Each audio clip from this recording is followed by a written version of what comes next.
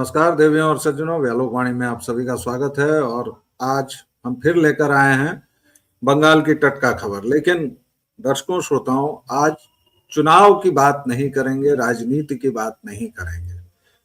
चुनाव हमारे समाज और हमारे जीवन का एक अंग मात्र है, क्योंकि हमने जो प्रशासन का तरीका चुना है, हमने जो संविधान चुनाया है, बनाया है, उसमें प्रजातांत्रिक तरीके में चुनाव आते हैं, जाते हैं। आज बात बंगाल के उस समाज की करेंगे जो सड़ चुका है और जिसे एक कुशल शल्य चिकित्सक की जरूरत है, और बंगाल के पूरे समाज पर तत्काल शल्य क्रिया करने की जरूरत है। मैं ये बात क्यों कह रहा हूं, आगे कुछ तस्वीरें मैं दिखाऊंगा, उससे आपको ये बात समझने में आसानी होगी। ये तस्वीरें मुर्शिदाबाद से हैं अभी, लेकिन ये पहले तस्वीर देखिए, ये कोलकाता की है। कोलकाता में आप जितने भी स्तंभ देखेंगे, पोल्स देखेंगे, उस पर ये खुलेआम लड़कियों की उपलब्धि की सारी तस्वीरें हैं, उनके नाम के साथ, उनके फोन नंबर के साथ। पूरे कोलकाता में थाई स्पा का एक बाजार गर्म है, और स्पा और मसाज के नाम पर क्या होता है वो आपको, हमको, सबको पता है। और ऐसा नहीं है कि ये कोई चोरी छुपे हो रहा है, जी नहीं, डंके की चोट पर हो रहा है। और जैसा कि हमने आपको बताया कि ये कोलकाता की तस्वीरें थी, और ये देखिए, ये कुछ मुर्शिदाबाद की तस्वीरें हैं। मुर्शिदाबाद में लगातार आई लव बाबरी नाम के फैंसी कप्स डिजाइन किए जा रहे हैं। ये क्यूआर कोड, ये देखिए, बाबरी को किस तरह से ग्लैमराइज किया जा रहा है। आपने और हमने सबने देखा था कि जब इसकी नींव तामीर की जा रही थी तो किस तरह से लोग अपने सिर पर ईंट कर दे ले गए थे। तो ये कोई ऐसा नहीं है कि एक कॉरपोरेट जश्न है। और बात यही नहीं रुकती है, इसके अलावा टी शर्ट्स भी हैं। जी हाँ, और ये सारी तस्वीरें मुर्शिदाबाद की हैं। मुर्शिदाबाद एक ऐसा इलाका बन चुका है जिसे अब बंगाल कहने में जुबान हिचकती है। वह पूरा का पूरा बांग्लादेश बन चुका है। वहां की आबादी अति प्रभावित है मोहम्मडन आबादी से। लगभग 65%, 70% आबादी वहां की मोहम्मडन आबादी है, जिसमें घुसपैठिए ज्यादा हैं। लेकिन एक तरफ बंगाल में खुलेआम सरेशाम इस तरफ बाबरी को जगाया जा रहा है। हुमायूं कबीर और ओवैसी साथ में चुनाव लड़ने आ रहे हैं, और दूसरी तरफ कोलकाता की सड़कों पर खुलेआम सरेशाम हम ये दृश्य देख रहे हैं, जहां हिंदू लड़कियों के नंबर उनके नाम के साथ उपलब्ध हैं। और ऐसा भी नहीं है कि ये फेक हैं, जी नहीं। आप जब कोलकाता के ओवरब्रिज के नीचे से गुजरेंगे तो ये वहां के पिलर्स पर, वहां के पुलियों पर और हर एक कोने में ये चीजें आपको पाई जाएंगी। चुनाव से बड़ा प्रश्न आ गया है कि वहां का समाज जो इतना सड़ चुका है, उसे भला कैसे बचाया जा सकता है। ऋत्विक भाई, आज चुनाव पर चर्चा नहीं करेंगे। जो सड़न है बंगाली समाज की, उसकी कुछ तस्वीरें मैंने दिखाई, आपकी प्रतिक्रिया।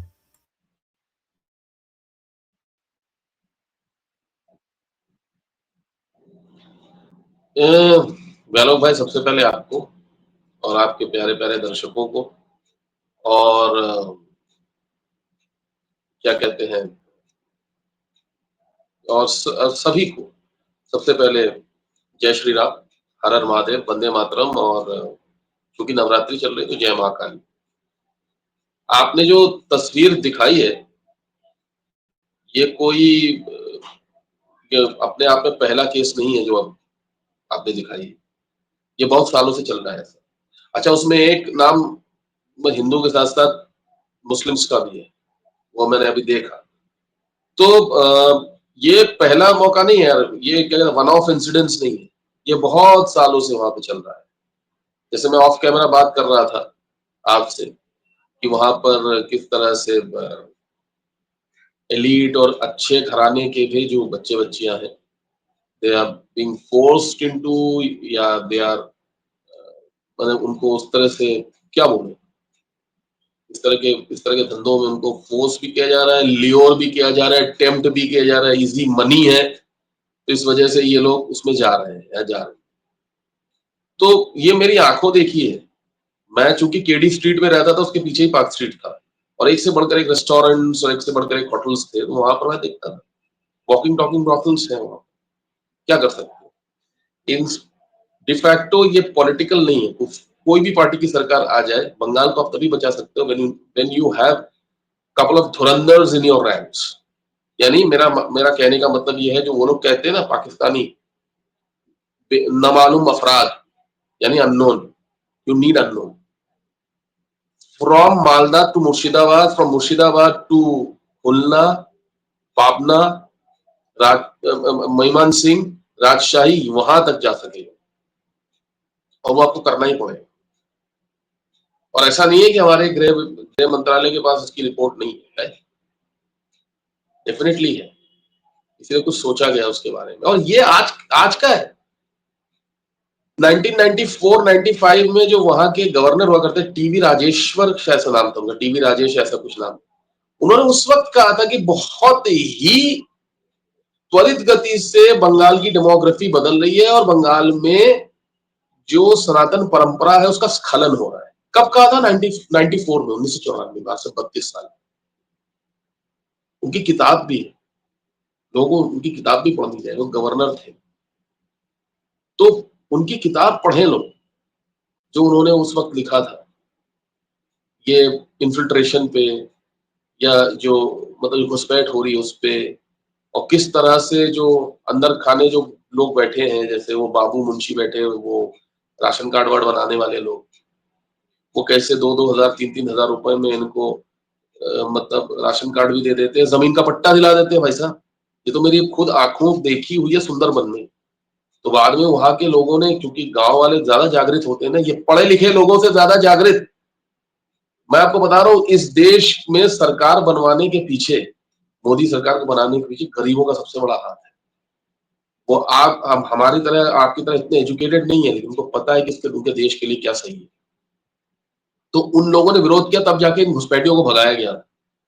अगर गांव नहीं होते ना बंगाल में, और गांव के लोग जागरूक नहीं होते ना, तो अब तक तो आप समझ लीजिए कि बांग्लादेश बन चुका होता हमारा पश्चिम बंगाल। और पश्चिम बंगाल को बांग्लादेश बनाने में सबसे बड़ा हाथ इन्हीं, जो घोटी बोलता हूं ना, जो इधर वाले बंगाली है, उनका ही हाथ है।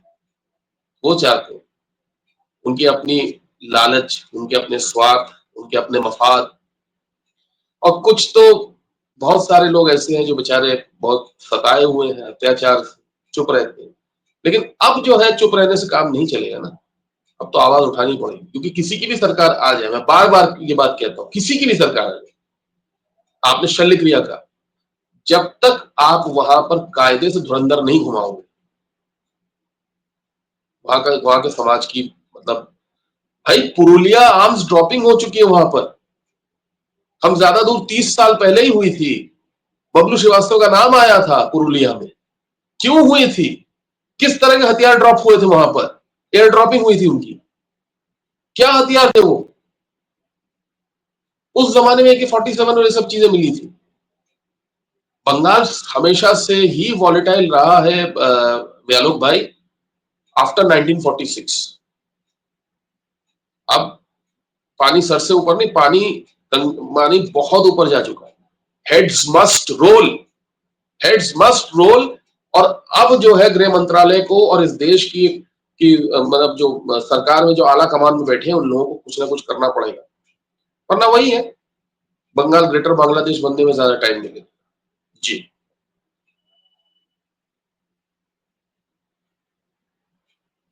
मैं ये नहीं समझ पा रहा हूं, बल्कि कल से मैं खुद कोलकाता गया था, तो मुझे वहां की सड़कों पर एक अजीब सा दृश्य देखने को मिला। शायद 15 साल पहले मैं जब कोलकाता गया था तो नहीं दिखा था। और नथुनों में एक अजीब सी बदबू कबाब की, और हर एक रेस्टोरेंट पर भी ये मतलब खुलेआम सरेआम जोड़ दिया गया है हर एक रेस्टोरेंट में। बीफ हलीम। और नथुनों में आपके, आप कलकत्ता की सड़कों पर घूमे तो एक तो वो कितनी भी अच्छी सड़क है, उसकी बगल में वो अजीब सी झोपड़ियां, टीन की, टप्पर की, और उसमें से निकलते अजीब से लोग। अब इस पर कोई मुझे रेसिस्ट कह सकता है, इस पर कोई मुझे नस्ली कह सकता है, लेकिन जो सच है वो सच है। और आपके नथुनों में वो आपकी दुर्गंध आएगी। और मैं, मेरा दावा है कि कट्टर से कट्टर नॉन वेजिटेरियन भी उस दिन अगर कलकत्ता की सड़कों पर घूम लिया 10-12 घंटे, तो वो कट्टर वेजिटेरियन बन जाएगा, कट्टर वेजिटेरियन हिंदू बन जाएगा। और एक और चीज मैंने देखी इस बार, कि गले में वो लटकाए हुए एक अजीब सा ट्रांजिस्टर नुमा कुछ, जिस पर वो मौला मौला टाइप के गाने बज रहे हैं, और वो दाढ़ी और मूछ गायब, और मुसलमानों की असंख्य कतार है भिखारियों की, और भीख मांग रहे हैं वो। और वो सारा पैसा कहाँ जा रहा है? ये कलकत्ता बन गया है। ये कलकत्ता, नाम आपने कोलकाता रख दिया। सॉरी बॉस, मैं अब कोलकाता कहने से भी नहीं, मुझे अब कोलकाता कहने में भी मजा नहीं आएगा।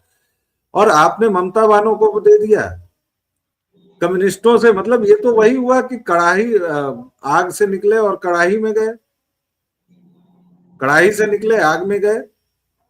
इस तरह की तस्वीरें जो मुर्शिदाबाद से हमारे मित्र लोग गए थे, पत्रकार लोग, बड़ी मुश्किल से फोटो वगैरह खींची है। कई जगहों पर तो फोटो खींचने से मना किया गया, और अगर जबरदस्ती खींचते तो पिटाई कुटाई भी होती। ये तो बंगाल में आम है, पत्रकारों की पिटाई।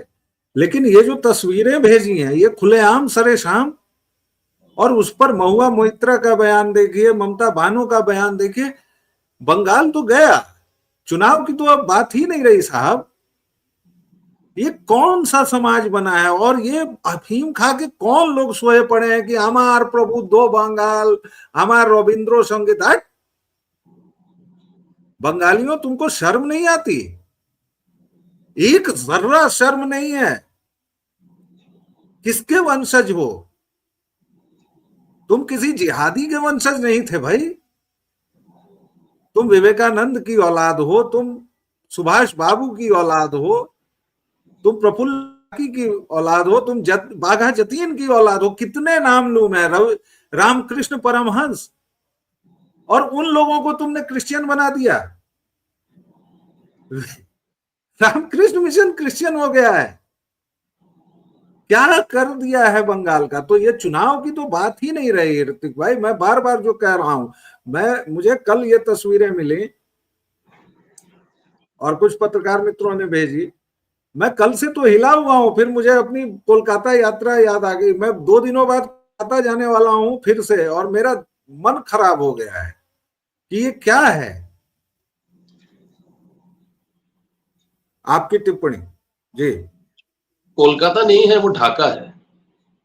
ये ढाका है, भारत का ढाका है। और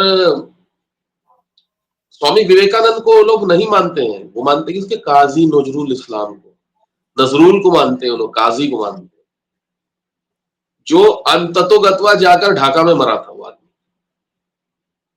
आपको पता है ना, इतिहास पता है ना उसका। वो ढाका में जाके जाके मतलब फौकियत उनको हासिल हुई थी, मतलब हालत फरमाया था उन्होंने। खैर, प्रफुल्ल चंद्र रे जैसे आचार्य जो पैदा हुए थे आपके बांग्लादेश में, यानी ईस्ट, मतलब वो जो ईस्ट बंगाल है वहां पर, वो वो जब पैदा हुए थे वहां पर, और वो सबसे पहले व्यक्ति थे जिन्होंने दुनिया में भारतीय multinational pharmaceutical company Bengal chemical के नाम से शुरुआत की थी। इतने बड़े आचार्य थे कि उनके हाथ के नीचे से सत्येंद्र नाथ बोस और मेघनाथ साहा जैसे लोग निकले। लोग बंगाल के उनको नहीं पूछते, पूछते किसको है? पूछते किसको है? पूछते काजी नजरुल इस्लाम को। पूछते हैं ये जो आजकल के जो टॉलीवुड के एक्टर्स हैं, प्रसन्नजीत और ये लोग, जिनका कोई मतलब, जिसको कहते हैं ना कि भारत के गौरवशाली जो हमारा इतिहास है, संस्कृति रही है, उससे कोई लेना देना नहीं। ये प्रॉब्लम है। और अभी भी ये लोग ममता बानो को लगातार जिता रहे हैं, जिसको लगातार सुप्रीम कोर्ट धकिया रही है। कल भी ममता बानो को सुप्रीम कोर्ट ने धकियाया है कि आप कोलकाता मेट्रो प्रोजेक्ट पर राजनीति न करें। और क्या जवाब दिया है इसने कि फेस्टिव सीजन है इसलिए देर हो रही है। अरे काहे का फेस्टिव सीजन है? तुमने तो पूरे बंगाल को कसाई बाड़ा बना दिया है। सुहरावर्दी और जिन्ना जो अचीव नहीं कर सके वो तुमने कर दिया है ममता बानो। और सुप्रीम कोर्ट अगर नहीं होता तो मुझे लगता है कि इस बार का चुनाव भी शायद वैसा ही होता। वो तो भगवान की कृपा है कि सुप्रीम कोर्ट इस बार अपने रंग में नहीं है। जी हाँ, मैं ये भी कह रहा हूं, क्योंकि जिस तरह की हमने चीजें देखी हैं सुप्रीम कोर्ट में, इस बार सुप्रीम कोर्ट ने, चाहे वो एसआईआर का मुद्दा हो, चाहे आईपैक का मुद्दा हो, सुप्रीम कोर्ट से रोज फटकार लग रही है इसको। कर्मचारियों के डीए भुगतान को का मसला हो। लेकिन ये कमाल की बात है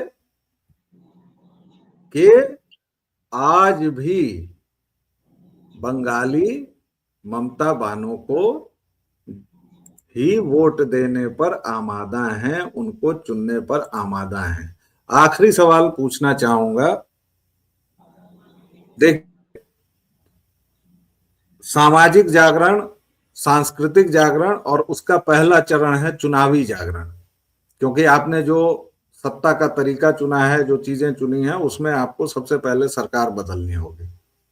आपको लग रहा है कि इतने सब के बावजूद, और इस बार तो फ्री एंड फेयर इलेक्शन कराने के लिए सरकार भी कृत संकल्प दिख रही है, सुप्रीम कोर्ट हर एक तरह से मदद कर रही है, आपका कंक्लूडिंग रिमार्क्स प्लीज।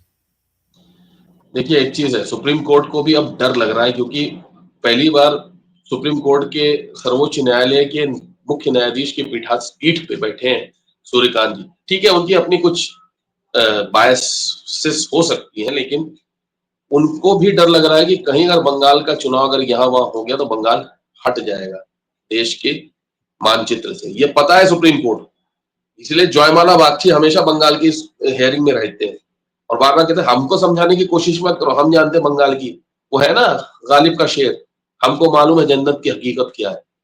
तो वो चीज है। तो इस बार कृत संकल्प बंगाल के लिए सुप्रीम कोर्ट भी देख रही है। अगर मैं बंगाली में कहते हैं पान थी के चून खोशे, मैंने मैंने पान के पत्ते से चूना अगर इतना सब यहां से वहां हुआ तो राष्ट्रपति शासन लगेगा, चुनाव से पहले या चुनाव के बाद। और ममता को जाना है, ये उसका आखिरी चुनाव है, वो जानती है इसके बाद वो चुनाव लड़ने के लायक नहीं रहेगी। मेरे जो घर में जो लोग हैं, जो तटस्थ रहते, वो भी बोल रहे हैं कि ममता अगर चली गई या ममता अगर ये चुनाव के बाद दूसरी चुनाव नहीं लड़ती है, तृणमूल के कम से कम 4 टुकड़े हो जाएंगे, पहली चीज। दूसरी चीज ये है कि मैं आपकी इस बात पे आऊं, आपने बताया कि डीए को लेकर सरकारी कर्मचारियों को, कल मैं देख रहा था प्रारंभ पे आप भी थे और दादा भी थे, तो वो 5th पे कमीशन चल रहा है। भाई साहब, अभी कुछ दिन पहले आशा वर्कर्स ने भी बहुत बड़ा आंदोलन किया था कोलकाता की सड़कों पे उतर के, और उनको महिलाओं तक को कोलकाता पुलिस ने छोड़ा नहीं। जिहादियों पर तो उनका बस चलता नहीं है, आशा वर्कर्स को पकड़ के जेल में डाल उनको पीट रहे। तो ये है।